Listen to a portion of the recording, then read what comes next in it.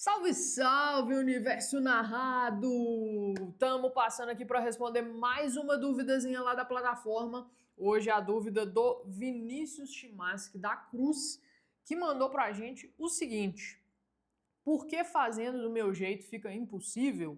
A é x, B é x mais R, A mais B é x mais 2R, e fazendo a mesma coisa que ele fez para o 2, eu chego em fatos, tipo 16 igual a 16, mas a resposta não sai. Tá, primeiro contexto da dúvida do Vinícius é o seguinte, ó. A gente tem aqui esta questãozinha da FUVEST, tá? Foi lá nessa questão que ele mandou essa pergunta. E aí, repara que a gente tem o que, ó? Sejam A e B números reais, tais que A, B e A mais B formam nessa ordem uma PA. Ah, beleza, então. Então, o que eu sei? Que existe um número R tal que quando eu fizer A mais R, o resultado disso é B, né? Existe esse mesmo número R, tal que B mais R resulta em A mais B, não é? A gente sabe disso. Beleza. E tem o item 2, que 2 elevado a A, 16 e 2 elevado a B formam nesta ordem uma PG. Tá bom, a coisa é parecida aqui, né? Mas agora não é PA, é PG. Então o que a gente sabe? Que existe um número Q, que na hora que eu fizer 2 elevado a A vezes esse número Q, eu obtenho 16. E na hora que eu fizer 16 vezes esse número Q, eu vou obter aquele 2 elevado a B ali. Tudo bem? E aí, toda vez quando a gente tem progressões aritméticas, geométricas e tal, que a gente tem três termos, o que a gente costuma fazer, né, quando a gente tem três termos? A gente chama o termo central de x, a gente chama o termo mais externo à direita de x mais r, e o termo mais externo à esquerda de x menos r, não é?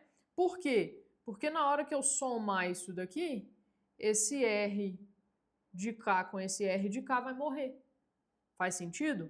A mesma ideia ali para progressão geométrica, né? A gente costuma chamar o termo central, deixa eu fazer de roxo, o termo central de x, o termo mais externo aqui à direita a gente chama de x vezes q, e o termo mais de fora ali do outro lado, a gente chama ele de x sobre q.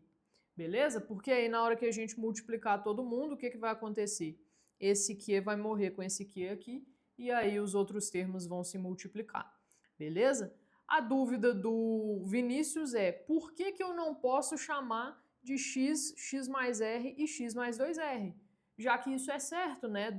Dentro do fato de ser ali uma progressão aritmética. Isso é certo sim, Vinícius, mas acontece o seguinte, ó.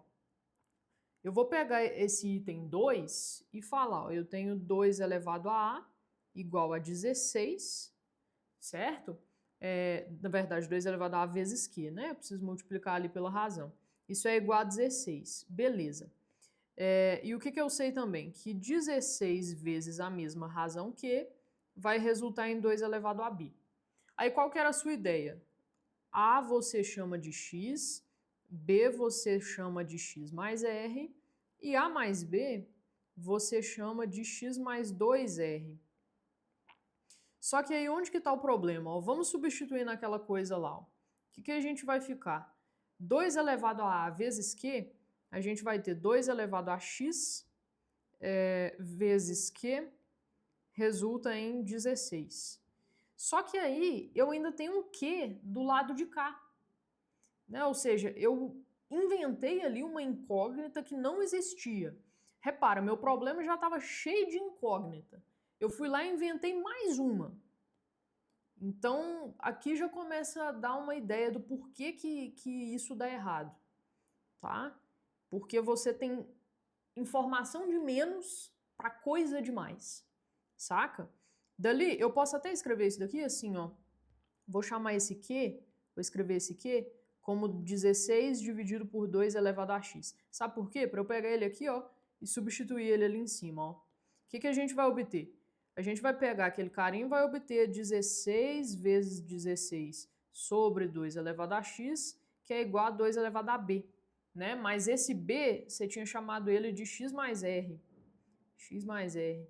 Aí, você fica com 256, que é igual a 2 elevado a x mais r, que você vai ter que multiplicar por esse 2 elevado a x.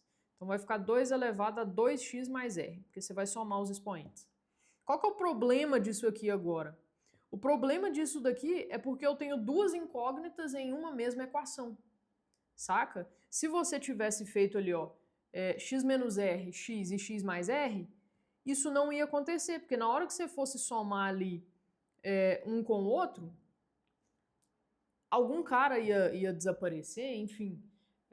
Não necessariamente nessa conta, mas em alguma conta no meio do caminho, esse r ia acabar sumindo e você ia precisar mexer só com x, tá?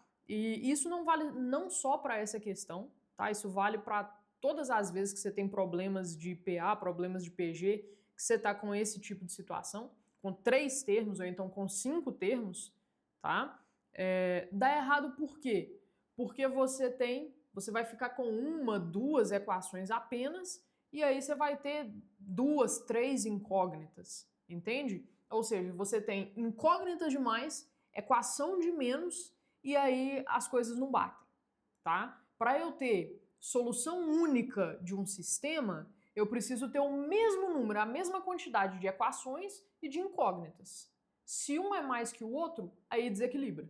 Aí ou você tem infinitas soluções, ou você não tem solução, aí acontecem uns negócios meio estranhos, tá? Então, a gente precisa igualar a quantidade de incógnitas com a quantidade de equações para que esses valores tenham solução única e aí sim a gente consiga determinar a resposta que a gente procura para o nosso problema, beleza?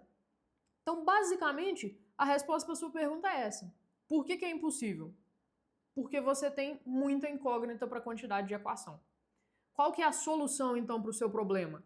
Escrever como A é igual a x menos r, B é igual a x e C é igual a x mais r, tá? Por quê? Porque aí na hora que você fizer a soma das três aqui, ó, na verdade C não, né? É A mais B, que o cara chama aqui, ó. Porque na hora que você fizer a soma das três aqui, ó, esse menos R com esse mais R vai morrer ali, e aí você vai ficar só com X, entendeu? Ou seja, você tira uma dessas incógnitas que estavam te atrapalhando a resolver o problema. Faz sentido?